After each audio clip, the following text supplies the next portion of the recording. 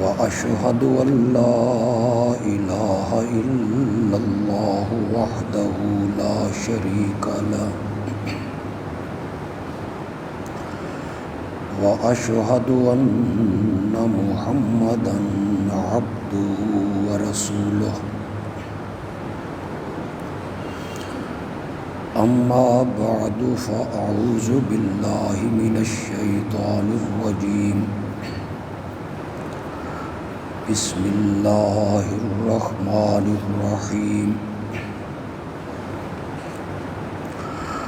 محمد رسول الله والذين معه أشداء على الكفار رحماء بينهم تراهم ركعا سجدا يبتغون فضلا من الله ورضوانا سيماهم في وجوههم من أثر السجود ذلك مثلهم في التوراة ومثلهم في الإنجيل اللهم صل على سيدنا ومولانا محمد النبي الأمي وعلى آله وأصحابه وأزواجه وأهل بيته وبارك وسلم ثم صل عليه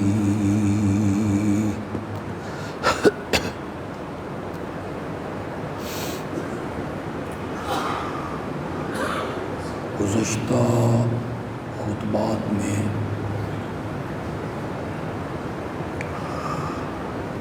امیر المومنین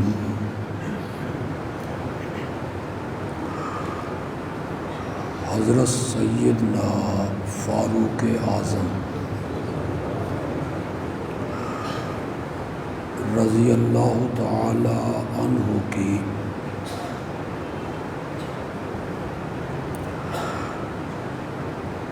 ایک انفرادی خصوصیت پر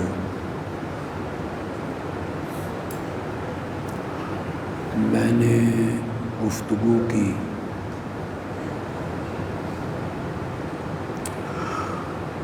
اور وہ خصوصیت یہ ہے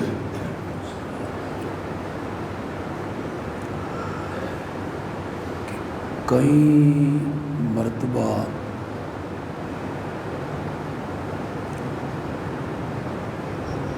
حضرت فاروق اعظم رضی اللہ تعالی عنہ کی رائے وحی الہی کے موافق ہو گئی.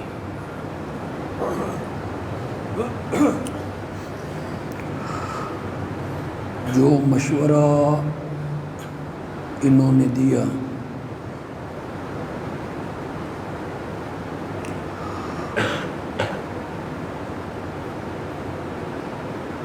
وہی بنا کے اللہ نے اسے اپنے پیارے پیغمبر پہ نازل فرمایا. آج کے خطبے میں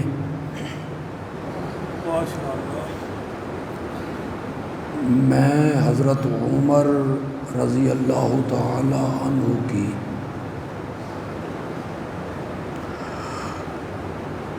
ایک دوسری خصوصیت کا ذکر کروں گا.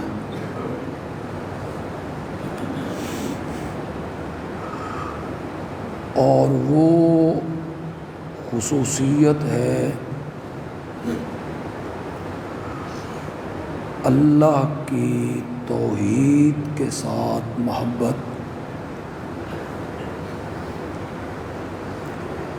شرک سے انتہائی نفرت،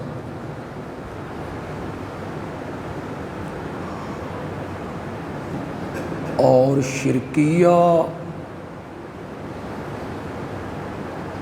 عمل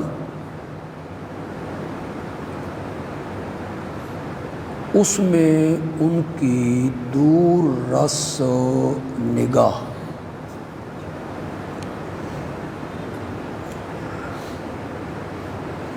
اگر میں اپنی بات سمجھانے میں کامیاب نہیں ہو سکا،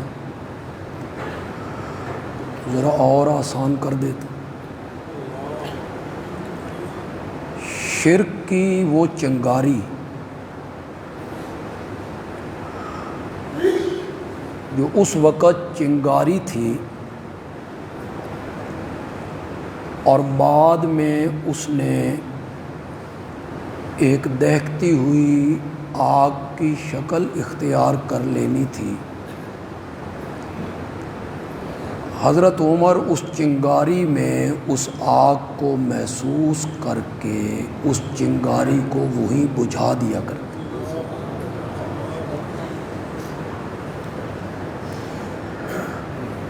ویسے تو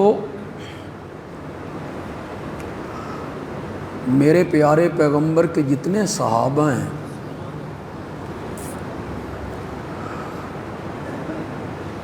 انہیں توحید کے ساتھ محبت ہے،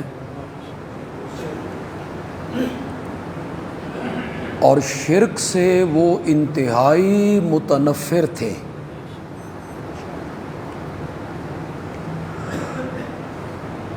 میرے آقا نے قرآن کے ذریعے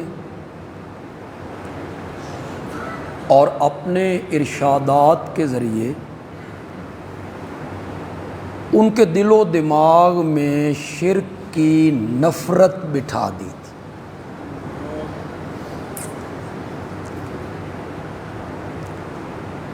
قرآن نے کہا شرک کے علاوہ جتنے گناہ ہیں اس میں تمام گناہ آ گئے، یغفر ما دون ذالک، شرک سے نیچے نیچے، اس میں حقوق العباد بھی ہیں۔ میری رحمت کا سمندر جوش میں آئے تو وہ بندوں کا حق میں اپنی رحمت سے اس بندے کو ادا کر دوں۔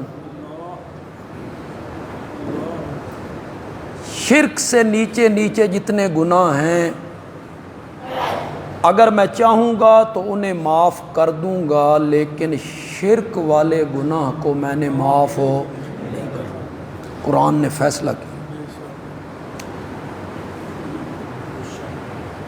ان الحسنات یذہبن السیئات،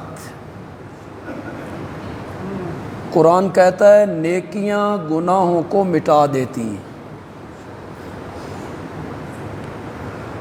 آپ نے وضو کیا، ہاتھ والے گناہ ختم، کلی کی، چہرہ دھویا،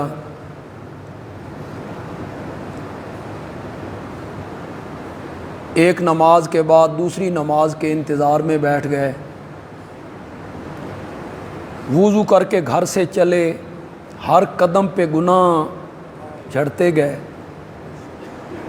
نیکیاں گناہوں کو ختم کر دیتی، اور رحمت میرے اللہ کی دیکھیے کہ کوئی گناہ نیکی کو ختم نہیں کرتا، حالانکہ ہونا یہ چاہیے تھا کہ جس طرح گناہ نیکیوں کو ختم کرتے ہیں، نیکیاں گناہوں کو ختم کر دیتی ہیں، گناہ نیکیوں کو ختم کرتے،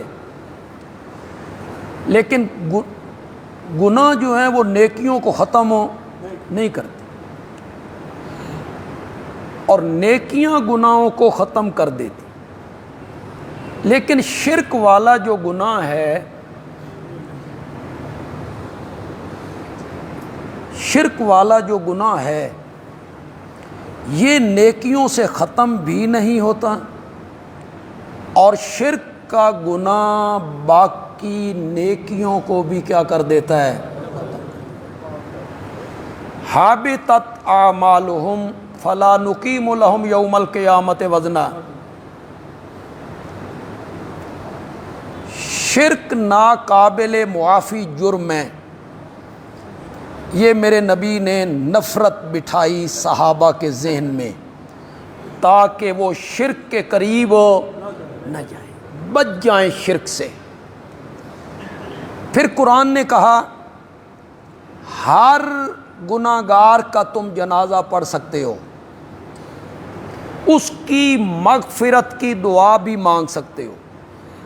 میں اب گناہوں کی تفصیل میں چلا جاؤں تو شاید آپ کسی غلط فہمی میں مبتلا ہو جائیں گے، لیکن صرف شرک کی نحوست کو سمجھانے کے لیے کہنا چاہتا ہوں، باپ کا قاتل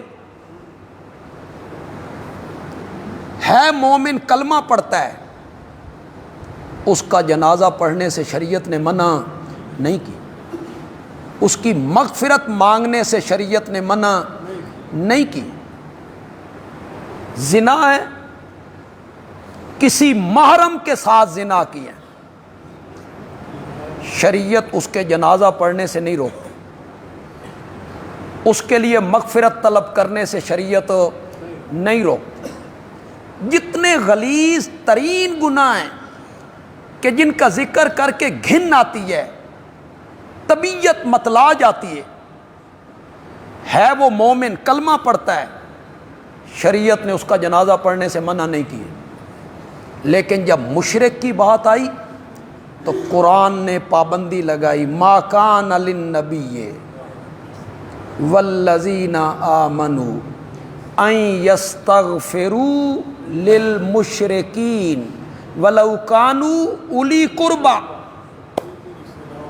ولو کانوا اولی قربا۔ یہ ذرا مشکل سی نا، اگرچہ وہ قریبی رشتہ دار ہی کیوں نہ ہو، باپ ہو، چچا ہو، ماموں ہو، بیٹا ہو، بھائی ہو، پڑوسی ہو، کلیگ ہو، قریبی رشتہ دار ہو، اگر شرک کا ارتکاب کیا اور بغیر توبہ کیے معاف مر گیا، اللہ نے فرمایا ما کان للنبی والذین آمنوا، کسی نبی کو مناسب نہیں، کسی مومن کو مناسب نہیں ان یستغفروا للمشرکین، کہ وہ بخشش طلب کریں، کس کے لیے؟ یہ قرآن ہے، قرآن میرے متعلق نہ کہنا بے شدت کر رہا ہے اور مولوی ہوندے ہی شدت والے نے، یہ قرآن ہے۔ ہمارا کام ہے آپ کو بتانا، سمجھانا، ماننا نہ ماننا آپ کی مرضی ہے۔ قیامت کے دن آپ جواب دیں، کم از کم یہ تو نہیں نہ کہیں گے کہ سن پتہ کو نہیں سی، اس لیے میں آپ کو سمجھا رہا ہوں۔ مشرک کے لیے مغفرت طلب کرنی، اس سے شریعت نے کیا کیا؟ منع۔ کسی موحد بندے کو مشرک کے لیے مغفرت طلب نہیں کرنی چاہیے کہ یا اللہ اسے معاف کر دے، اتنا جملہ نہیں کہنا۔ تو کیوں نہیں کہنا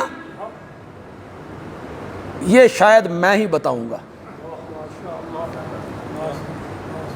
اتنا جملہ کہنے سے فرق کیا پڑتا ہے؟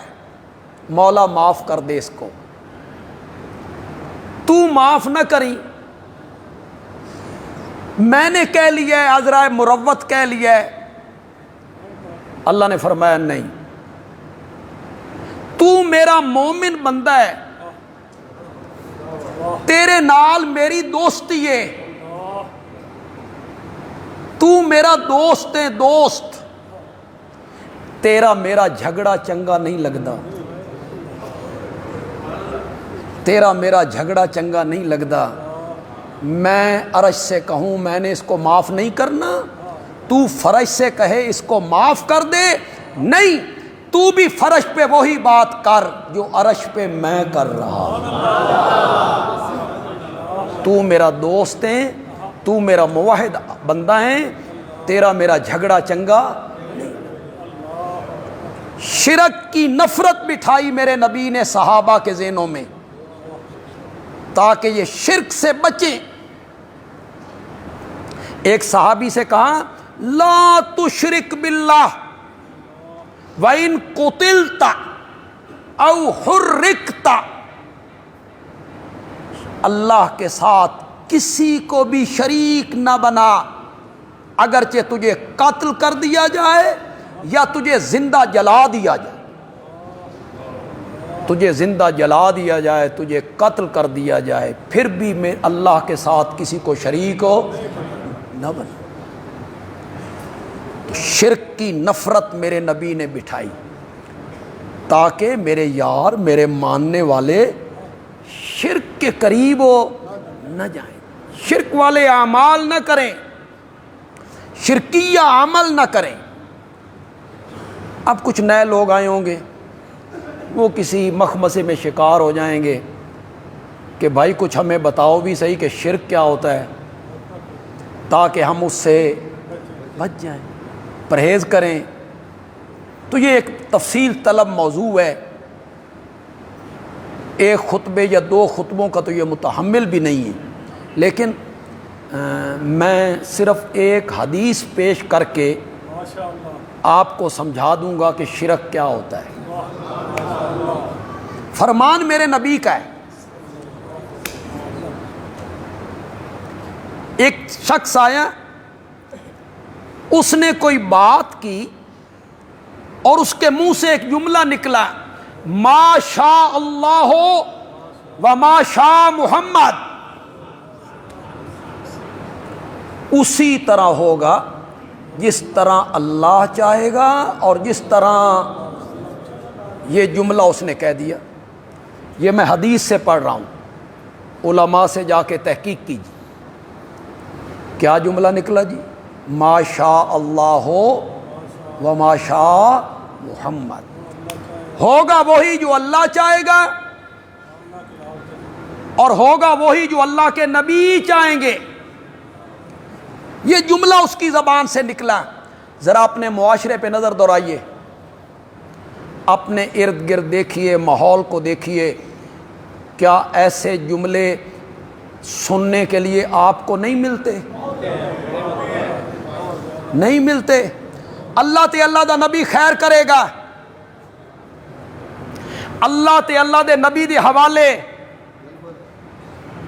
کیا بسوں کے ماتھے پہ نہیں لکھا ہوا اللہ نبی وارث؟ اللہ نبی وارث، اللہ بھی وارث، نبی بھی وارث۔ پتہ نہیں شرک کس کا نام ہے؟ میرا خیال ہے شرک اس کا نام ہے کہ بندہ شرک کرے نا تو اس کے سر پہ دو سینگ اگیں اور پرے سے پتہ چلے یہ مشرک آ رہا ہے۔ شرک کرنے والے کے سر پہ سینگ نہیں اگتے۔ اللہ نبی وارث، اللہ تے اللہ دے نبی دا سہارا، اللہ تے اللہ دا نبی خیر کرے گا، اللہ تے اللہ دے نبی دے حوالے، اللہ دی سو تے نال نبی پاک دی قسم، اللہ دی قسم تے اللہ رسول گواہ ہے۔ کتنے جملے اس طرح کے آپ کو سننے کے لیے ملتے ہیں ہمارے معاشرے میں، بلکہ سخت جملے ہیں۔ یہ جملہ تو تھوڑا سا نرم ہے، جو اللہ چاہے گا، جو اللہ کا نبی چاہے گا، ہوگا وہی جو اللہ چاہے گا اور اللہ کا نبی چاہے گا۔ میرے نبی نے یہ جملہ سنا تو میرے نبی نے فرمایا اجعلتنی للہ ندن، یہ جملہ کہہ کے تو نے مجھے اللہ کا شریک بنایا۔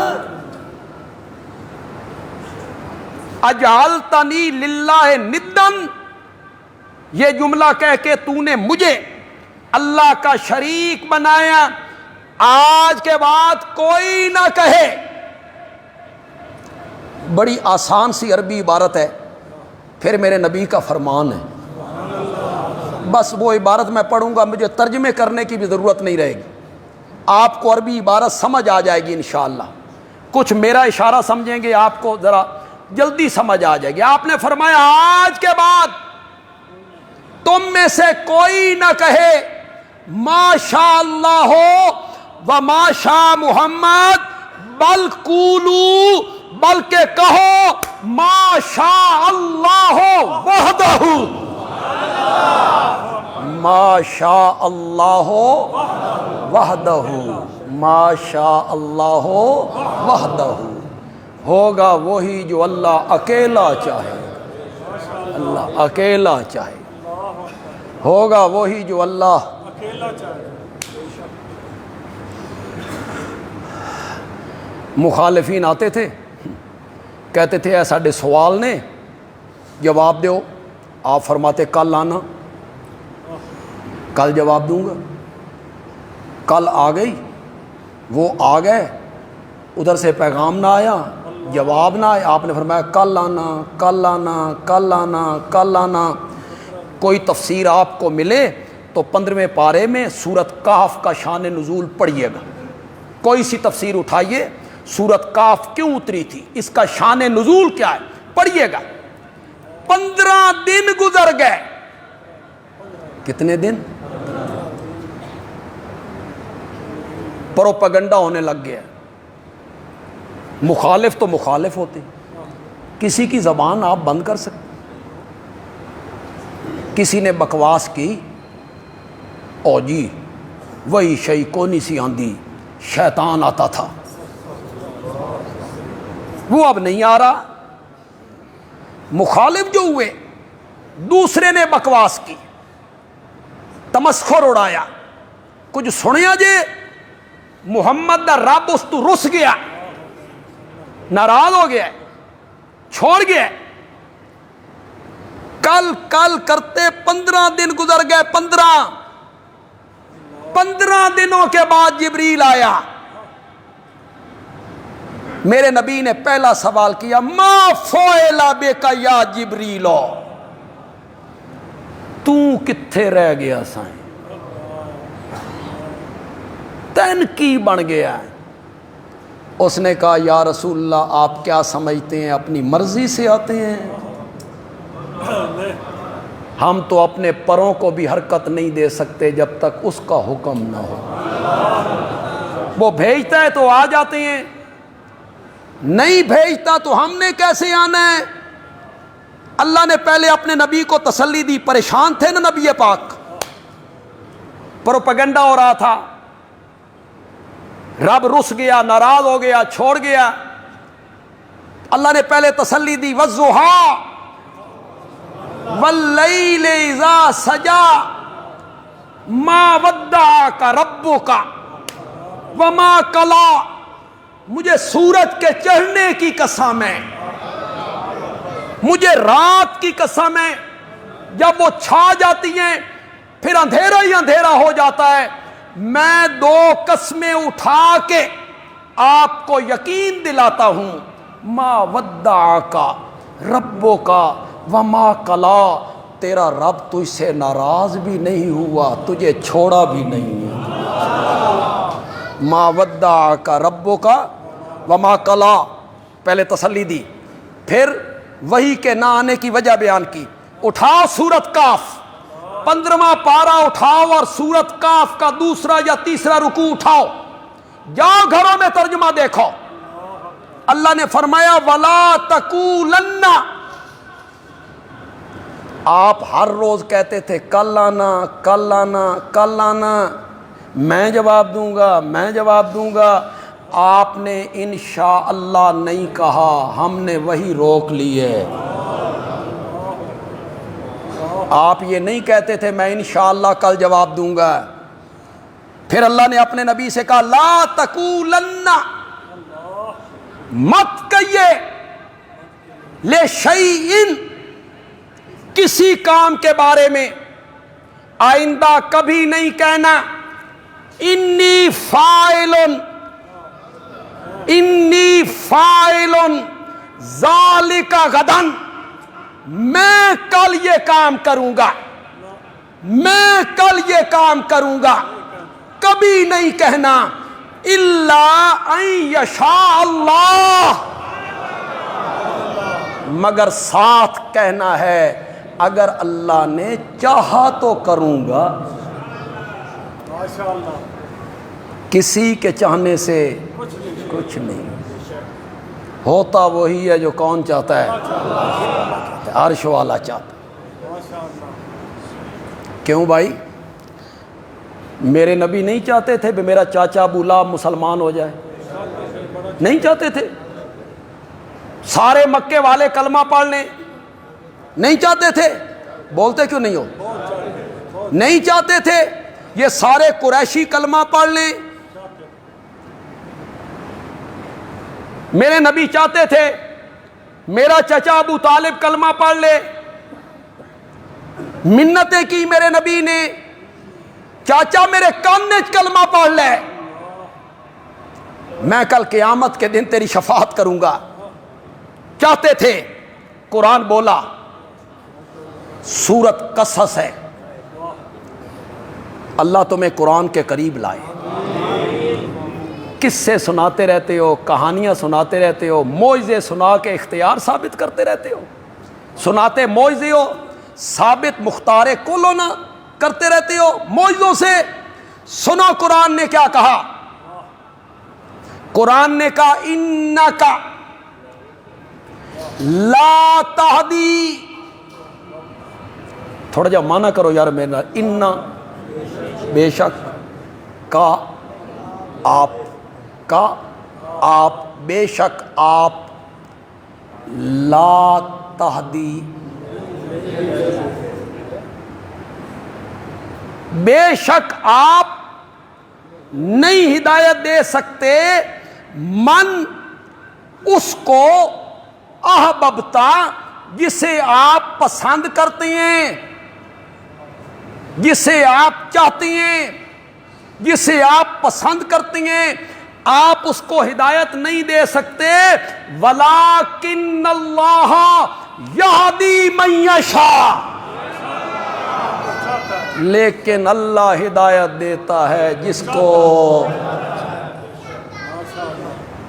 نبی پاک تو چاہتے تھے کہ سارے مسلمان ہو جائیں. ان شرکیہ جملوں سے اپنے آپ کو محفوظ کیا کرو. میرے نبی نے ان جملوں کو شرکیہ جملوں میں شمار کی.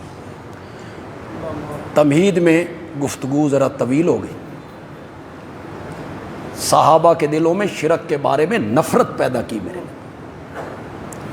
قرآن کی آیتوں کے ذریعے، اپنے فرامین کے ذریعے انہیں پڑھایا، بتایا، سمجھایا کہ شرک غلیظ ترین گناہ ہے. اس کی نحوست سے اپنے آپ کو بچاؤ.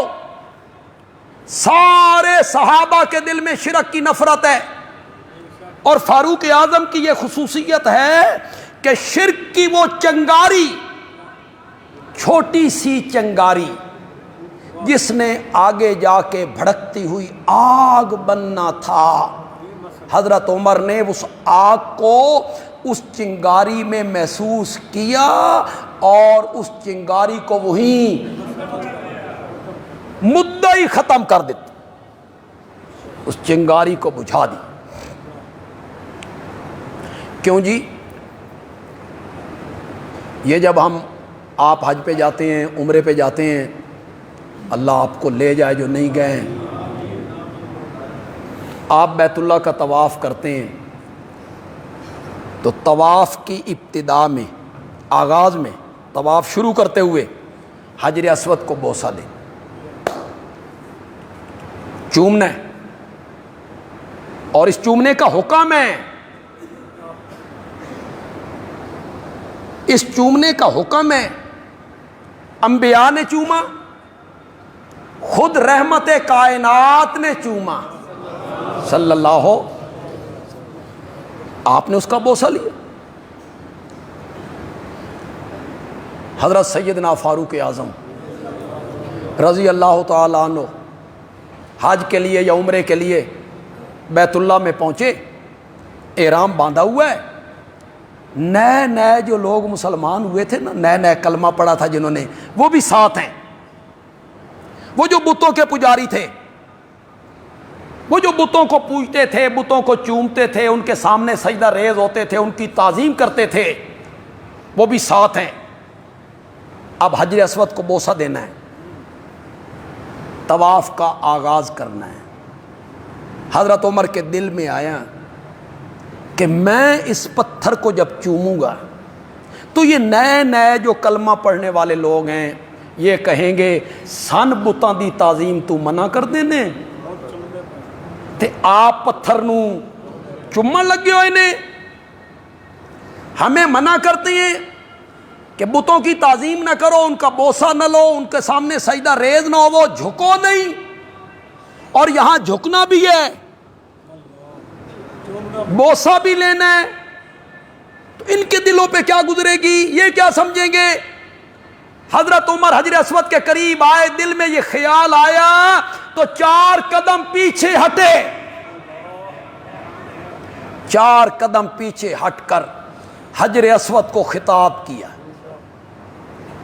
حجر اسود کو خطاب کیا, انی عالم انک حجر لا تنفع. کرو تو مانا یار, بڑی آسان سی عربی ہے, میرے مقتدی یہ مانا نہ کر سکن. لا تنفع ولا تضر, میں چنگی طرح جاننا, انی عالم, میں اچھی طرح جانتا ہوں تو ایک بے جان پتھر ہے.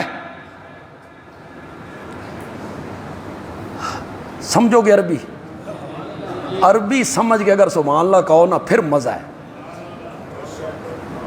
اردو میں پھر مزہ نہیں رہتا یار, جو عربی میں مزہ ہے. میں اچھی طرح جانتا ہوں تو ایک بے جان پتھر ہے, میرا نفع تیرے اختیار میں نہیں, میرا نقصان تیرے اختیار میں. میں تجھے نفع دینے والا نقصان دینے والا سمجھ کے نہیں پوچھتا. ولولا رأیت رسول اللہ یقبلک ما قبلتک, اگر میں نے اپنے نبی کو تجھے چومتے ہوئے نہ دیکھا ہوتا تو عمر تجھے کبھی نہ چومتا, عمر تجھے کبھی نہ چومتا. حضرت عمر نے اس چنگاری کو بجھایا کہ یہ نہ سمجھنا کہ پتھر میں کوئی تاثیر ہے یا حجر اسود میں کوئی تاثیر ہے. ہم اسے نفع نقصان کا مالک سمجھ کے بوسے نہیں دیتے, ہم تو اس لیے بوسے دیتے ہیں کہ آمنہ کے لال نے بوسا دیا. کوئی سمجھ بھی آئی کہ ککھ نہیں آئی. اور چمو چٹو پارٹی, جہاں کوئی جھنڈا دیکھا صدقے, جہاں کوئی مزار دیکھا اس کو. تمہیں میں کیسے بتاؤں یار, دین کیا تھا, شریعت کیا تھی, میرے نبی کی تعلیمات کیا تھیں, میں تمہیں کیسے بتاؤں یار. حجر اسود کے سوا, غور سے سنو, غور سے, حجر اسود کے سوا بیت اللہ کے کسی حصے کو بھی چومنا جائز نہیں. اور سمجھ رہے ہو کہ کوئی نہیں, یہ نہیں ہے یہاں بوسے وہاں بوسے وہاں بوسے. اس مسجد کو چومنا جائز ہے, کسی مسجد کو چومنا بھی جائز نہیں. حجر اسود کے سوا بیت اللہ کے کسی حصے کو چومنا جائز نہیں ہے. شریعت نے اس کی اجازت نہیں دی ہے, نہیں دی ہے. مولانا احمد رضا خان بریلوی سے پوچھا گیا قبر کو بوسہ دینا جائز ہے یا نہیں, تو انہوں نے جواب میں کہا کہ قبر کی زیارت کا طریقہ یہ ہے کہ 4 ہاتھ ہٹ کر کھڑا ہو. 4 ہاتھ 6 فٹ ہو گئے, کتنے 6 فٹ. 4 ہاتھ قبر سے ہٹ کے کھڑا ہو. جب بندہ اتنا ہٹ کے کھڑا ہوگا تو چومنے کا تو سوال ہی پیدا. یہ تو انہوں نے بھی لکھا ہے. یہاں جناب پاؤں پہ سجدے ہیں, سر پہ سجدے ہیں, تختیوں پہ سجدے ہیں, دروازوں میں سجدے ہیں, یہاں اور وہاں خانقاہوں میں سجدے ہیں، وہ ایک سجدہ جسے تو گراں سمجھتا ہے، ہزار سجدوں سے دیتا ہے آدمی کو نہیں کسی کو بوسہ دینا۔ یہ حجر اسود کا حق ہے، اور اس کو بھی بوسہ کیوں دینا ہے؟ ہمارے نبی نے دیا تھا صلی اللہ علیہ وسلم۔ کوئی علاقہ فتح ہوا تو وہاں کے لوگوں نے ایک جسم کو محفوظ کیا ہوا، جسم کو مشہور یہ تھا کہ یہ حضرت دانیال کا وجود مقدس ہے، جو اللہ کے نبی پیغمبر ہیں۔ انہوں نے حنوط کیا ہوگا نا، حنوط کر دیا ہوگا، دفن نہیں کیا، حنوط کر دی۔ وہ علاقہ جب فتح ہوا اور صحابہ اس جگہ تک پہنچے تو وہاں کا جو گورنر مقرر ہوا اس نے حضرت عمر کو خط لکھا، حضرت دانیال کا وجود مقدس ملا ہے، محفوظ ہے، میں اس کے ساتھ کیا کروں، مجھے کیا کرنا چاہیے، حکم جاری فرمایا جائے۔ حضرت عمر نے فرمایا شکر کر، چنگا بھلا روزگار کھلدا پہ ہی، ایک قبر بنا، اوپر جھنڈا لگا، نبی ہے، نبی ہے، اللہ کا نبی ہے، کوئی معمولی شخصیت نہیں ہے، ساری امتیں اکٹھی ہو جائیں تو اس کے قدموں کے خاک کا بھی مقابلہ نہیں کر سکتی۔ پھر سالانہ عرس لگا، مفت کی آمدنی ہے۔ حضرت عمر نے نہیں کہا، نہیں کہا۔ حضرت عمر نے فرمایا رات کی تاریکی میں ایک جنگل میں جاؤ، 10 قبریں کھودو، اس میں سے ایک قبر میں اللہ کے نبی کو دفن کر کے اس کو زمین کے برابر کر دو، کسی کو پتہ بھی نہ چلے کہ نبی کس جگہ پہ دفن ہوا ہے، کس جگہ۔ کس طرح اس چنگاری کو دیکھا، ورنہ لوگوں کو پتہ چل جائے کہ یہ نبی کی قبر ہے تو کیا حشر کرنا تھا لوگوں نے۔ یہاں میں ایک بات کہنا چاہتا ہوں، کچھ نئے لوگ آئے ہیں تو ذرا ان کی ذہن سازی ہو جائے گی، اور ان کے ذہنوں میں کوئی اشکال ہیں، شبہات ہیں ہمارے متعلق، اللہ کرے گا وہ دور ہو جائیں گے۔ نبی کا وجود محفوظ تھا، یہ خصوصیت ہے انبیاء کی کہ وفات کے بعد ان کے وجود مقدس کو کیڑے مکوڑے اور مٹی نہیں کھاتے، یہ انبیاء کی خصوصیت ہے۔ انبیاء کے وجود کیا ہوتے ہیں؟ محفوظ ہوتے ہیں، اسے مٹی نہیں کھا سکتے، اسے کیڑے مکوڑے نہیں کھا سکتے۔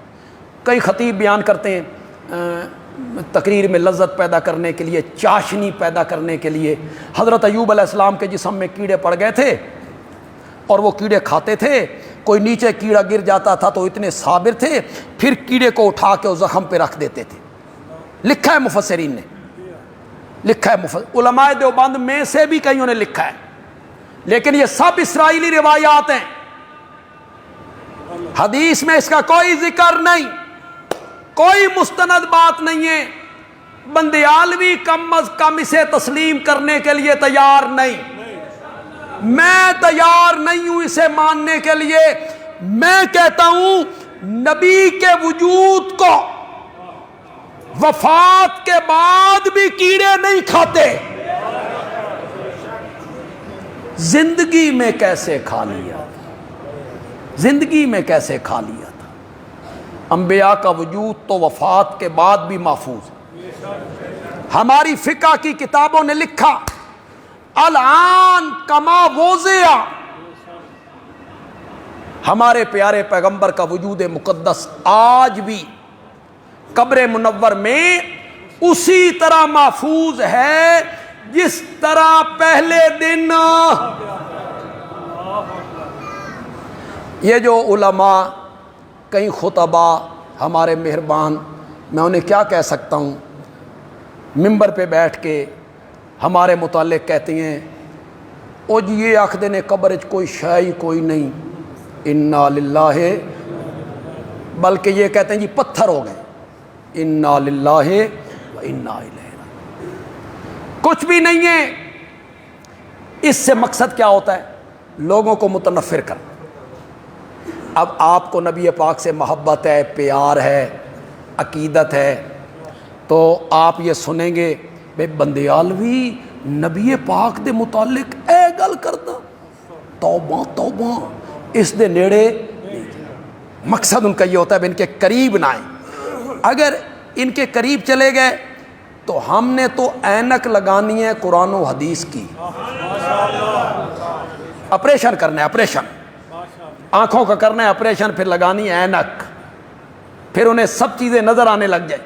تو وہ کہتے ہیں یہ اندھے رہیں، انہوں انا ران دیو، یہ ان کے قریب نہ جائیں، قرآن نہ سن لیں. یہ اس لیے وہ پروپیگنڈا کرتے ہیں، گستاخ ہیں جی، بے ادب ہیں جی، منکر ہیں جی، نبی کو نہیں مانتے، موعظے نہیں مانتے، کرامتیں نہیں مانتے، قبراں تے نہیں جان دیں دے. انا للہ. اور ان کی اپنی حالت کیا ہے؟ 10 محرم کو جاؤ قبر پہ، شب برات کو جاؤ قبر پہ. اپنی حالت کیا ہے؟ 10 محرم کو جاؤ، شب برات کو جاؤ. بندیالوی کہتا ہے 24 گھنٹے میں جب چاہو جاؤ، اس کے لیے کوئی دن مقرر نہیں. سال کے بعد جانا ہے، جب فرصت ملے، جب وقت ملے. کبھی کبھی قبرستان جایا کرو. قبرستان جانے سے اندر بدلتا ہے بندے کا. وہ پھر جایا کرو، پھر وہ تختیاں پڑھا کرو، تختیاں وہ جو قبروں کے سرہانے پہ لگی ہوئی ہیں نا، انہیں پڑھا کرو. شیخ الحدیث، مفتی اعظم، بڑا خطیب، کسی تختی پہ لگے ہوئے پہلوان. پھر آپ تو سرگودا کے رہنے والے ہیں، پھر آپ کو تاجروں کی قبریں ملیں گی، بڑے بڑے تاجر، کروڑ پتی وہاں آپ پڑھیں گے. وہ یہاں آ گئے، بڑے بڑے ڈاکٹر وہ یہاں آ گئے، تو ہم نے بھی ایک دن یہ ہم گناہوں کی طرف کیوں مائل ہیں؟ ہم دنیا کمانے کے لیے ہر غلط کام کیوں کر رہے ہیں جبکہ انجام یہ ہے؟ تو یہ پروپیگنڈا ہوتا ہے. یہ نہیں مانتے، وہ نہیں مانتے، یہ نہیں مانتے، یہ کہتے ہیں قبر میں کچھ نہیں ہے. خدا گواہ ہے، میں نے کئی مرتبہ یہ بات پہلے بھی کہی، آج بھی کہتا ہوں، میں ممبر پہ ہوں، جمعے کا دن نے نبی اکرم صلی اللہ علیہ وسلم کے وجود مقدس کو وفات کے بعد جو غسل دیا گیا، غسل دینے کے بعد آپ کے وجود مقدس کو پوچھا گیا اگر پانی کا کوئی قطرہ آپ کے وجود مقدس پر باقی رہ گیا تھا اور اس قطرے سمیت آپ کو دفن کیا گیا، وہ قطرہ بھی آج تک اسی طرح محفوظ ہے، اسی طرح محفوظ. الان کما وضع، الان کما وضع. میں اگر تشبیہ دوں کہ میرے آقا کا وجود کتنا تر و تازہ ہے، میں کس کے ساتھ تشبیہ دوں؟ میرے نبی کے وجود کی توہین ہو جائے گی، میرے نبی کے وجود مقدس کی توہین ہو جائے گی. صرف تمہیں سمجھانے کے لیے کہہ رہا ہوں، ورنہ یہ تشبیہ غلط ہے. صرف تمہیں سمجھانے کے لیے کہہ رہا ہوں. کعبہ کے رب کی قسم ہے، गुलाब का फूल अपनी टहनी पर और मछली समंदर में इतनी तरोताजा नहीं होती जितना कब्र मुनव्वर में मेरे नबी का वजूद मुकद्दस तरोताजा है। अलान कमा वोज़िया, अलान कमा वोज़िया, आज भी उसी तरह है जिस तरह पहले दिन रखा गया।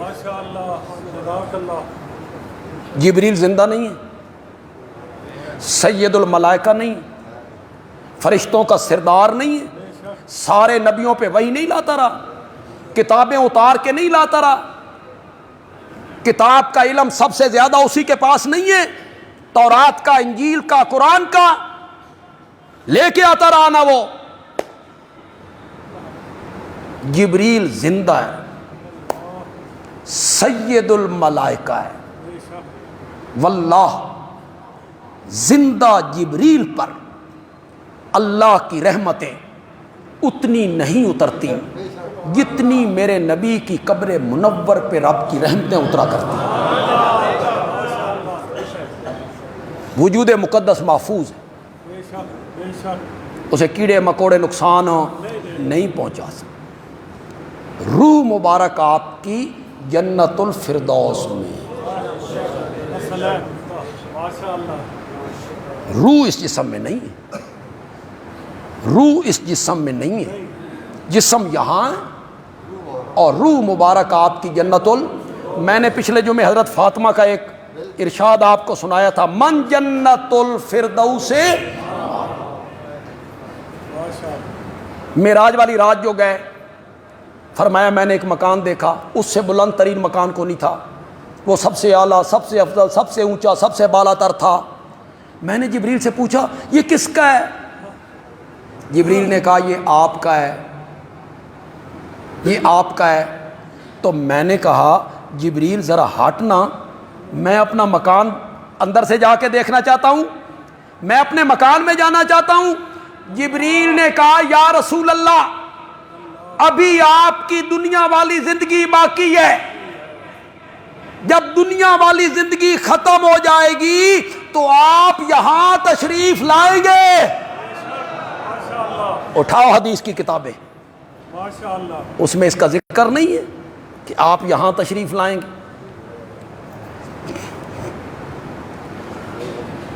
अल्लाह अकबर। एक बात यार कहना चाहता हूं, समझोगे भी सही कि कौन नहीं समझोगे।